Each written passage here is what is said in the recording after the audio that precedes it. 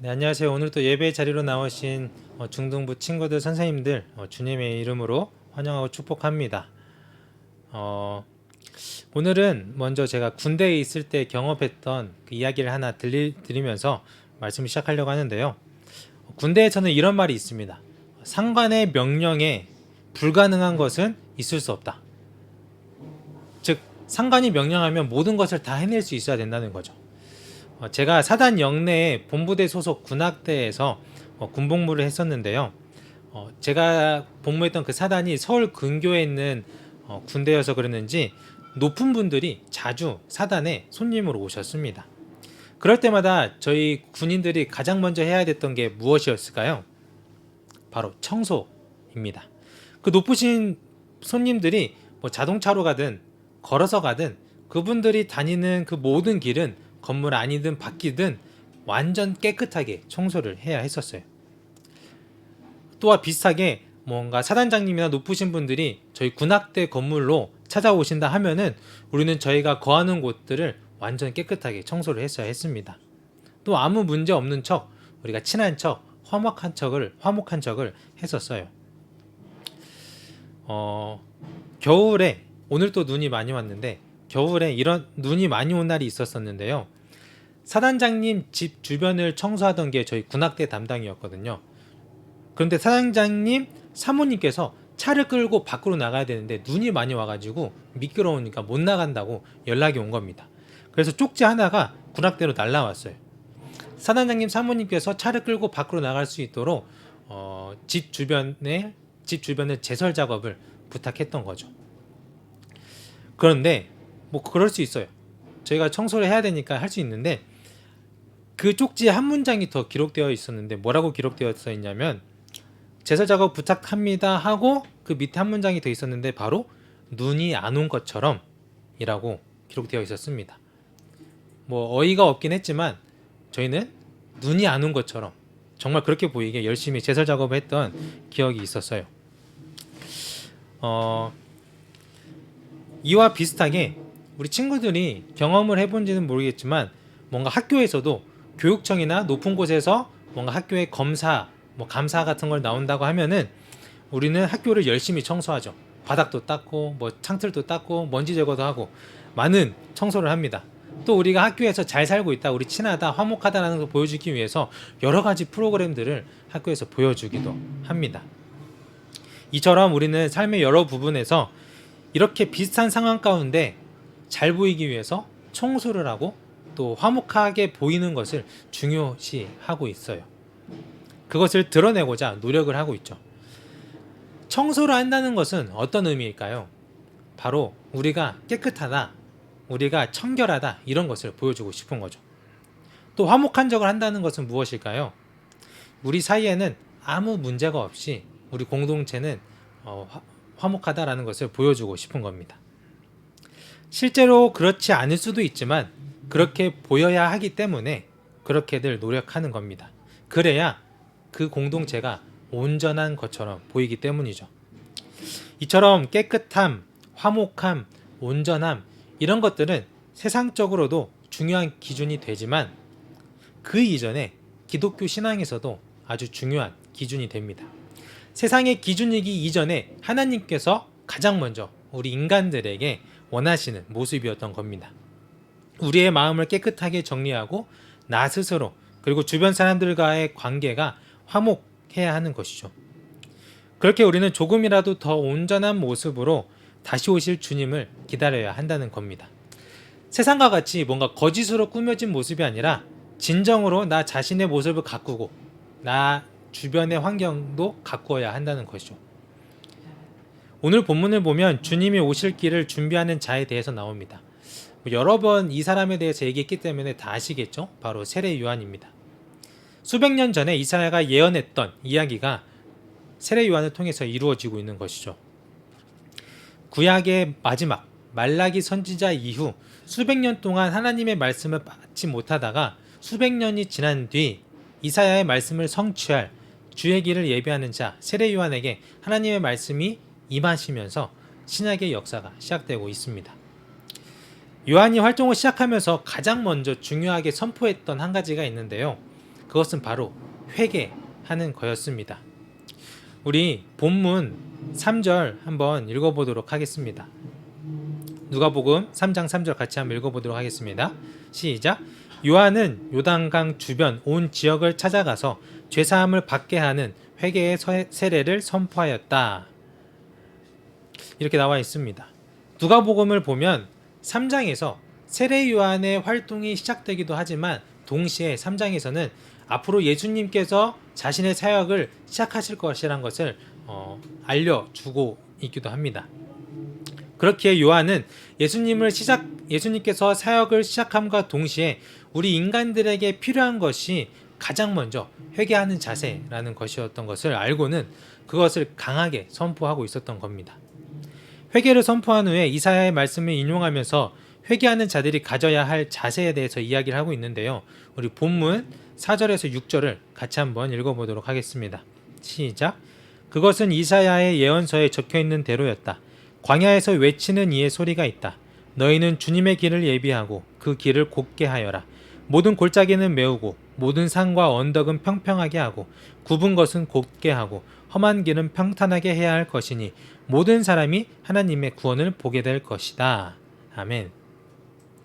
자, 이 4절에서 6절의 말씀을 한마디로 요약하면 뭘까요? 바로 평탄하게 하라는 겁니다. 이 구절을 먼저 영적으로 살펴보면 우리의 마음을, 하나님 앞에서 우리의 마음을 평탄하게 해야 한다는 겁니다. 이 평탄하게 하다라는 그 말의 의미가 무엇이냐면요, 우리의 교만한 마음을 낮추다라는 의미가 담겨져 있습니다. 더 구체적으로 보면 그 당시 영적으로 무관심했던 당시 사두개인들과 같은 사람들, 골짜기가 움푹 파인 것처럼 영적으로 움푹 파였던 그 사람들은 그 마음을 채워야 했었고요. 율법적으로는 훌륭했지만 결국은 교만한 모습을 보였던 바리새인들의 그런 높고 낮은 그런 산들이 평평해져야 함을 이야기하고 있습니다. 그리고 더 나아가서 모든 사람들이 그 모든 사람들의 정의와 공의가 없이 굽어져 버린 그들의 마음을 곧게 펴야 함을 요한은 이사야의 말씀을 통해서 선포하고 있었던 겁니다. 이 말씀에는 영적 외에도 도덕적으로도 우리에게 교훈을 주고 있는데요. 바로 이 높고 낮은 자가 없이 모두가 평등해야 함을 이야기하고 있습니다. 그 어떤 경우에도 사람 위에 사람이 있을 수 없고 사람 아래에 사람이 있을 수 없다는 거죠. 그래서 요한은 예수님이 오실 그때에 우리가 평화를 이루고 있어야 한다는 것을 말했던 겁니다. 어려운 자를 도와주고 자신의 것을 내어주면서 함께 살아가야 하는 그런 세상을 만들어야 한다고 선포했던 것이죠. 이렇게 변화되도록 회개해야 할 것을 강조했던 요한이었습니다. 7절에도 보면 세례받으러 나오는 무리들에게 야, 이 독사의 자식들아 라고 소리치면서 회개하라고 혼을 내기도 하죠. 왜냐하면 그들 자신은 유대인으로서 아브라함의 자손이기에 무조건 우리는 구원받을 거란 그런 교만한 마음이 있었기 때문입니다. 그러나 요한은 구원은 혈통으로 받는 것이 아니라 회개함으로, 믿음으로 받는 것임을 알고는 그런 마음을 가진 자들에게 진정으로 회개해야 한다는 것을 강하게 선포했던 것입니다. 이후 10절 이후부터는 요한은 진정한 회개란 사랑과 정의를 실천하는 구체적인 행동이 더불어 행해져야 한다는 사실을 이야기하고 있습니다. 10절에 보면 그곳에 있던 무리들이 요한에게 물었어요. 그럼 우리가 무엇을 해야 합니까? 이 질문에 요한은 뭐라고 대답하냐면 옷 2벌 있는 자는 옷 없는 자에게 나눠줄 것이요 먹을 것을 가진 자도 그렇게 하여라 라고 말을 하죠. 당시에는 속옷을 입고 그 위에 겉옷을 입었는데요. 속옷은 우리가 오늘날 입는 그런 속옷이 아니라 그냥 속에 입는 옷, 겉옷은 겉에 걸치는 옷, 그런 옷이었습니다. 근데 그 당시 팔레스타인은 일교차가 너무 심해서 너무 추울 때는 속옷을 2개 입기도 했거든요. 그래서 요한은 이 가난해서 속옷을 입지 못하는 그런 사람들에게 속옷을 2벌 입은 자에게 1벌을 나눠주라 라고 오늘 이야기하고 있는 겁니다. 그렇게 요한은 진정으로 회개하고 오실 메시아를 기다리는 자라면 가난한 자들에게 자신의 옷을 나눠주는, 또 자신이 가진 먹을 것을 나눠줄 수 있어야 한다고 이야기를 하고 있는 겁니다. 뒤이어서 세금을 징수하던 세리들도 요한에게 나와서 장차 올 진노를 피하려면 어떻게 해야 되는지 물어보는데요. 당시 세리는 유대인들에게 있어서 미움의 대상이었습니다. 왜냐하면 로마 정부와 손을 잡고 동족 유대인들의 세금을 더 많이 징수해서 자신의 배를 불리던 사람들이었기 때문입니다. 그런데 성경에서 보면 예수님은 어떠셨냐면 세리들과 친구가 되어주셨어요. 본문에서도 보면 요한도 유대인이었지만 세리들을 배척하지 않고 그들을 정죄하지 않고 지금 그 자리에서부터 그들이 인정할 건 인정하고 앞으로 그들이 어떻게 하면 구원받을 수 있을지를 알려주고 있는 겁니다. 바로 부과된 것 외에는 거두지 말라는 것이었죠. 즉 개인의 욕심을 버리고 공평하고 정의롭게 자신의 일을 해나가라 라고 이야기했던 겁니다. 마지막으로 그 자리에 있던 군인들도 요한에게 물어봅니다. 유대의 군인들로서 이들도 세리를 도와서 뭔가 유대인들에게 강탈하고 압박하고 강제적으로 빼앗았던 그런 사람들입니다. 요한은 이들에게도 마찬가지로 정의를 행하며 정직하고 가진 것에 감사할 줄 알아야 한다고 말해주고 있습니다. 즉 요한이 그 자리에 있던 무리들과 세리와 군인들에게 하고자 했던 말은 바로 회개의 세례를 받고 진정한 사랑과 정의를 실천해야 한다라는 것을 말하고자 했던 겁니다. 진정으로 메시아를 그리고 그리스도를 기다리는 사람이라면 이와 같이 행하여야 한다는 것이죠. 15절에도 보면 그 자리에 있던 사람들이 그리스도를 바라고 기다리는 마음이 있었다는 것을 알 수 있는데요. 그런 마음을 가진 자라면 회개하고 사랑을 실천하라고 요한이 강조하고 있는 것입니다. 이것이 제가 앞서 시작하면서 말씀드렸던 하나님 앞에서 나 자신을 깨끗하게 하고 하나님 나라를 이루기 위해서 우리가 서로 사랑하고 화목한 공동체를 이루어가야 한다는 것을 오늘 이야기하고 싶었던 겁니다. 우리를 위해 오신 예수님을 기다리던 백성들에게 요한이 오늘 말씀과 같이 선포했던 것처럼 오늘날 다시 오실 예수 그리스도를 기다리는 우리들도 지금부터 다시금 회개하고 사랑을 실천하며 평화를 이루기 위해서 노력함으로써 하나님의 나라를 완전히 이루실 예수님을 깨끗하고 화목한 모습으로 기다려야 한다는 것입니다. 마지막으로 한 가지만 말씀드리고 말씀을 마무리하겠습니다. 신약시대에는 이 회개의 운동이 인간으로서는 세례 요한으로부터 시작되었습니다. 저는 근데 이 시작을 요한이 빈들에 있을 때라고 말하고 싶습니다. 오늘 본문 누가복음 3장 2절을 보면 이렇게 나옵니다. 같이 읽어볼게요. 시작. 안나스와 가야바가 대제사장으로 있을 때 하나님의 말씀이 빈들에서 사가랴의 아들 요한에게 임한지라. 아멘. 요한이 하나님의 말씀을 듣기 위해서 빈들로 나갔을 때 그때 하나님의 말씀이 임하게 된 것이죠. 물론 요한이 빈들에 처음 나갔을 때 임한 것은 아니지만 이렇게 요한이 꾸준히 빈들에 나가서 하나님께 기도했을 때 하나님의 말씀이 수백 년 뒤에 임하게 된 겁니다. 사람은요 참 적응을 잘하는 동물인 것 같습니다. 요즘 교회 주변이 공사 중이어서 너무 시끄러운데요. 지금도 되게 시끄러워요. 소리가 들어간지는 모르겠지만 처음에 되게 시끄럽다가도 나중에 가면 시끄러운 줄도 모르고 자기 할 일을 잘 하곤 합니다. 그런데요 우리가 이렇게 시끄러운 곳에만 있다 보면은 우리가 이 귀로 들어야 할 것에 대한 그런 민감함이 떨어지게 되는 것 같아요. 우리의 영적인 귀도 마찬가지인 것 같습니다. 제가 세상의 것이 다 나쁘다고 말하지는 않지만 우리가 세상의 것들, 노래나 영화나 드라마, 또 더 나아가서는 우리가 친구들과 노는 것들, 또 세상이 말하고 있는 그런 성공의 비결, 이와 같이 우리가 세상의 한복판에 있어서 이 시끄러운 세상의 한복판에 있을 때에는 우리의 영적인 귀의 예민함, 민감함이 떨어져서 하나님의 말씀을 들을 수 없게 될 수 있다는 겁니다. 그래서 요한은 세상으로부터 벗어나 빈들로 나아갔던 것이에요. 그리고 결국 구약의 말라기 선지자 이후 수백 년 동안 침묵하셨던 하나님께서 빈들에 있던 그 요한에게 말씀을 허락하시는 그 역사가 일어나게 된 것이죠. 요한은 이사야 40장 3절에서 예언한 것과 같이 광야 빈들에서 오랜 시간 주의 길을 예비하고 있었습니다. 요한뿐만 아니라 예수님도 이 땅에 태어나시기 위해서 그의 부모가 빈방을 찾으러 다녔고요. 그 예수님은 또 구유에서 태어나셨고 그 자리에서부터 우리를 위한 사역을 시작하셨습니다. 그렇게 힘들게 그들이 사역을 시작함으로써 우리가 오늘날 이 복을 누리고 있는 것이죠. 우리는 주님을 기다리고 기대하는 그런 가운데 어떻게 살아가고 있습니까? 그저 안락한 곳에서, 평안한 곳에서, 차려진 밥상에서 숟가락만 들듯이 그렇게 신앙생활을 하고 있지는 않은지 한번 돌아보았으면 좋겠습니다. 요한이 말씀을 듣기 위해 빈들로 나갔던 것처럼 우리도 잠시 우리의 귀를 세상으로부터는 닫고 조용한 가운데 하나님의 말씀을 듣고자 노력하고 하나님과 교제하는, 그렇게 다시 오실 주의 길을 예비하는 주님의 자녀들이 되기를 간절히 소망하겠습니다. 기도하겠습니다. 사랑과 은혜가 충만하신 하나님 아버지, 오래전 세례 요한이 빈들로 나가 주님의 말씀을 사모하고 주님의 말씀을 받기 위해서 기도했던 그 모습처럼 오늘날 우리가 더욱더 세상으로부터 벗어나 주님께 귀를 기울이고 주님이 주시는 말씀을 받고 우리가 다시 오실 그 주님을 기대함으로 준비하며 나아갈 수 있는 주님의 자녀들이 되게 하여 주시옵소서.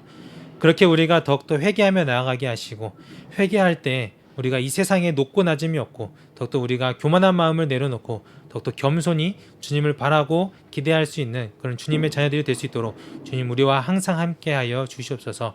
감사드리며 우리 주 예수 그리스도의 이름으로 기도드렸습니다. 아멘.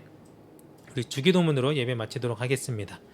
하늘에 계신 우리 아버지, 아버지의 이름을 거룩하게 하시며 아버지의 나라가 오게 하시며 아버지의 뜻이 하늘에서와 같이 땅에서도 이루어지게 하소서. 오늘 우리에게 일용할 양식을 주시고 우리가 우리에게 잘못한 사람을 용서하여 준 것 같이 우리 죄를 용서하여 주시고 우리를 시험에 빠지지 않게 하시고 악에서 구하소서. 나라와 권능과 영광이 영원히 아버지의 것입니다. 아멘. 네, 광고하도록 하겠습니다. 첫 번째 광고는요. 다음 주 20일, 다음 주 주일은 저희가 영상 예배로 업로드가 될 겁니다. 오늘 또 업로드가 됐긴 했지만 영상으로 업로드가 될 테니까요. 오전 9시 반에 업로드 되는 영상을 그 주일 하루 안에 꼭 다 보셨으면 좋겠습니다. 그리고 12월 25일 금요일 성탄절 예배는 가족과 함께 예배 드렸으면 좋겠습니다. 두 번째 광고입니다. 헌금은 계좌 이체로 하고요. 나와 있는 계좌로 오늘은 헌금해 주셨으면 감사하겠습니다. 이제 중요한 광고 몇 가지 나갈 텐데요. 20일 주일에 우리가 성탄 특별 헌금을 받을 겁니다. 근데 이 특별 헌금을 저희가 모아서 중등부, 고등부, 청년부가 함께 모아서 연두꿈터라고 하는 아동 보육원에 저희가 물품을 후원하고 또 직접적으로 우리가 기부를 하려고 하니까요. 많이들 성탄 헌금 해주시면 감사하겠고요. 다음 주에는 그 영상에 지금 나와 있는 것 같이 그 계좌번호가 뜰 거예요. 그래서 이 계좌번호로 헌금을 해주시면 감사하겠습니다. 네, 드림 합창 프로젝트가 저희가 준비하고 있는데 당연한 것들이란 노래를 하고 있습니다. 우리가 당연히 세상 속에서 감사하고 살아왔겠지만 그러지 못한 사람들도 있었고 당연한 것을 너무나 무관심하고 이렇게 그냥 무의식적으로 지나쳐온 사람들이 있었기 때문에 우리가 또 그들에게 메시지를 전하고자 이 노래를 하는 거니까요. 많이들 참여해 주셨으면 좋겠고요. 참여하는 방법은 아래와 같이 나와 있으니까 참여해 주시고 이메일로 보내주시면 되겠습니다. 참여한 친구들에게는 선물 보내드리니까요. 많이 참여해 주시면 감사하겠습니다. 그리고 12월 마지막 주, 올해의 마지막 주일이죠. 27일에는 오후 1시에 저희 중구청 연합예배로 성탄 감사예배 그리고 졸업식 예배를 드리게 됩니다. 1부는 성탄 예배랑 진급식과 졸업식이 있고요.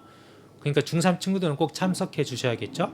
그리고 2부에는 이번에 드림이라는 순서가 있는데 우리 친구들의 마음을 저희 전도사님들이 대신 전해주는 겁니다. 그래서 마음을 전하고 싶은 사람 대상 가족이든 친구든 뭐든 주변 이웃이든 그 대상에 대한 사연을 저에게 카톡으로 보내주시면 그리고 또 그분들에게 주고 싶은 선물을 2만 원 이하로 저희에게 알려주시면 저희가 선물을 구입하고 사연을 같이 그분들에게 전해드리는 그런 프로그램을 하고 있으니까요.